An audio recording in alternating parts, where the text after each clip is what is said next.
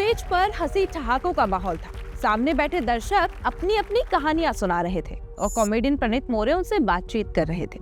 तभी माइक एक दर्शक हिमांशु जागड़ा के हाथ में जा पहुंचता है। प्रणीत उनसे उनकी डेटिंग लाइफ के बारे में पूछते हैं। जवाब में हिमांशु एक किस्सा सुनाना शुरू करते हैं। वो बताते हैं कि उन्होंने एक महिला के साथ डेट पर करीब 360-370 रुपए की चिकन बिरयानी खाई थी। फिर वो कहते हैं कि जब महिला ने उन्हें घर छोड़ने के लिए कहा तो उन्हें लगा कि इतने खर्च के बाद उन्हें फिजिकल इंटीमेसी की उम्मीद करनी चाहिए। इतना सुनते ही हॉल में हंसी गूंजने लगती है। प्रणीत मोरे भी हंस पड़ते हैं। वो इस पूरे किस्से को पीक गुड़गांव कंटेंट बताते हैं। माहौल ऐसा बनता है कि मानो ये सिर्फ एक मजाक हो।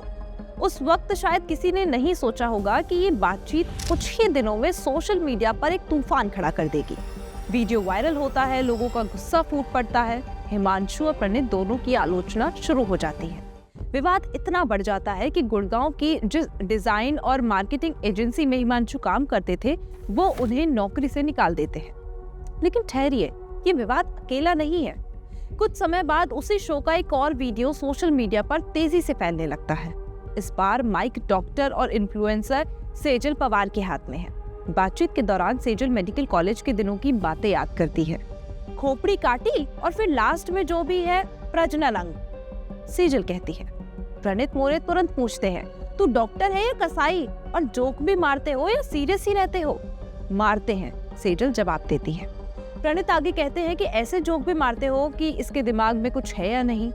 बातचीत यही नहीं रुकती। सेजल आगे कहती है कि जो भी हो, साइज वगैरह। ये सुनकर प्रणीत मोरे चौंक जाते हैं। क्या तुम लोग इन सब बातों पर भी चर्चा करते हो? स्टेज पर चल रही ये बातचीत जल्द ही स्क्रीन से निकलकर पूरे सोशल मीडिया की बहस बन जाती है। अब मैं आपको चंद नाम बताती हूँ, ध्यान से सुनिए और साथ में उनकी तस्वीर भी देखिए।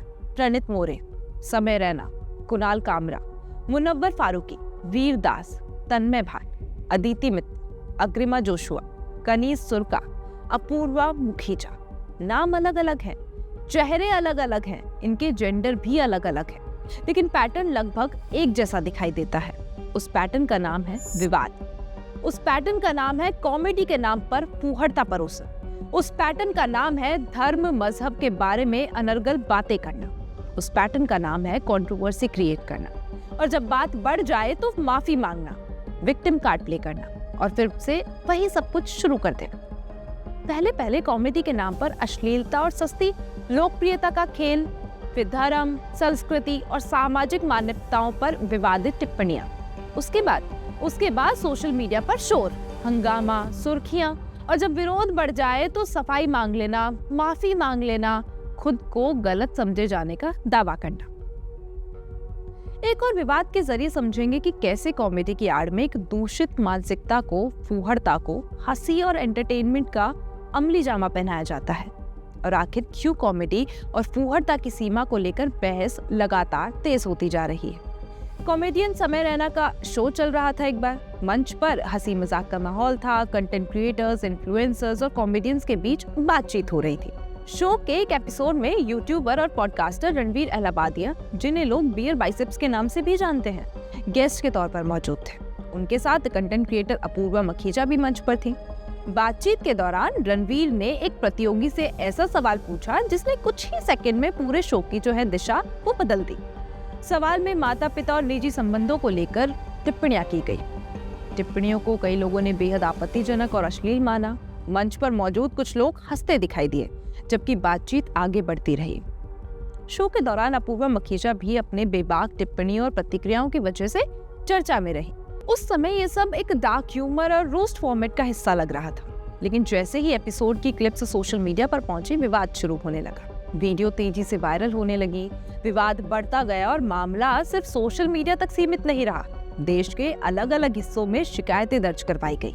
पुलिस जांच, कानूनी नोटिस और पूछताछ की खबरें सामने आने लगी। दबाव बढ़ने पर रणवीर अलाहाबादिया ने सार्वजनिक रूप से माफी मांगी। उन्होंने कहा कि उनका कमेंट ना तो मजाकिया था और ना ही उचित था। उन्हें अपने बयान पर खेद है। इस बीच अपूर्वा मखीजा भी विवादों के केंद्र में आ गई। सोशल मीडिया पर उन्हें लेकर तीखी प्रतिक्रियाएं देखने को मिली। समर्थक और विरोधी दोनों पक्ष आमने सामने आ गए। कुछ लोगों ने ऑनलाइन ट्रोलिंग की आलोचना की, जबकि दूसरे पक्ष ने शो में कही गई बातों को लेकर सवाल उठाए। उस वक्त एक स्टूडियो में हुई कुछ मिनटों की बातचीत अब राष्ट्रीय बहस का मुद्दा बन चुकी थी। सवाल सिर्फ समय रैना, रणवीर अलाहाबादिया या अपूर्वा मखीजा का नहीं था, बल्कि ये बहस कॉमेडी, डिजिटल कंटेंट और अभिव्यक्ति की सीमाओं तक पहुंच चुकी थी। अगर ऐसे कई एग्जाम्पल आपको मैं बताने लगूं तो शायद बहुत सारे वीडियो मुझे बनाने पड़ेंगे और वो वीडियोस खत्म ही नहीं होंगे, क्योंकि आज के दौर में स्टैंड अप कॉमेडी सिर्फ हंसी तक सीमित नहीं रह गई है। कई कलाकार कॉमेडी के नाम पर ऐसी बातें करते हैं जो जानबूझकर विवाद पैदा करती है। कभी धर्म पर टिप्पणी, कभी महिलाओं पर, कभी रिश्तों पर भद्दे मजाक, तो कभी सेक्स को पंचलाइन बनाकर तालियां बटोरने की कोशिश। सोशल मीडिया पर क्लिप वायरल होती है, लोग नाराज होते हैं, टीवी डिबेट शुरू होती है और देखते ही देखते मामला एक राष्ट्रीय बहस में बदल जाता है। आजकल एक ट्रेंड हो गया है कि कुछ कॉमेडियंस अब जोक लिखने से ज्यादा शॉक वैल्यू बेचने लगे हैं। ऐसा कंटेंट तैयार किया जाता है जिससे लोगों की भावनाएं भड़के, सोशल मीडिया पर ट्रेंड बने और व्यूज बढ़े। जितना बड़ा विवाद उतनी बड़ी चर्चा, और चर्चा का सीधा मतलब है ज्यादा पहुंच, ज्यादा फॉलोवर्स और ज्यादा कमाई। ऐसे में जब विरोध बढ़ता है, शो कैंसिल होने लगते हैं, कानूनी नोटिस आने लगते हैं या सोशल मीडिया का दबाव बढ़ जाता है, तब अक्सर सफाई या माफी का दौर शुरू हो जाता है। कोई कहता है कि जोक को गलत समझा गया, कोई कहता है कि किसी की भावनाएं आहत करना मकसद नहीं था, तो कोई सीधे माफी मांग लेता है। हालांकि दूसरी तरफ इन कलाकारों के समर्थक कहते हैं कि कॉमेडी का काम ही समाज, राजनीति, धर्म और रिश्तों पर सवाल उठाना है। उनके मुताबिक हर विवादित जोक फूहड़ नहीं होता, हर नाराजगी से ये साबित नहीं होता कि कॉमेडियन गलत है, और यही वजह है कि बहस लगातार बढ़ती रहती है। लेकिन एक बात तय है, आज के डिजिटल दौर में विवाद सबसे बड़ा प्रमोशन बन चुका है, और जब भी कोई नया कॉमेडियन किसी संवेदनशील मुद्दे पर मजाक करता है, देश में फिर वही सवाल गूंजने लगता है कि क्या ये कॉमेडी है या सिर्फ कंट्रोवर्सी का कारोबार।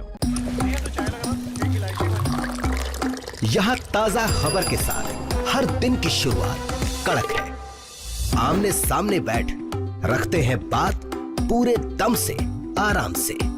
चर्चा होती है बेधड़क। यहाँ किस्से कहानियों में बोल सरल और अंदाज बेहद कड़क मिलता है। जीने में एक तेवर है जो आता है सही ज्ञान, जानकारी और उससे कमाई कड़क नोट से। इधर मौके पर चौका नहीं, छक्का लगा जलवा दिखाते हैं। कड़क क्रिकेट से अपने रोमांच को जो बढ़ाते हैं। यहाँ की हर बात का मिजाज एक है, मिजाज कड़क। आपका अपना YouTube चैनल कड़क, लाइव बेधड़क।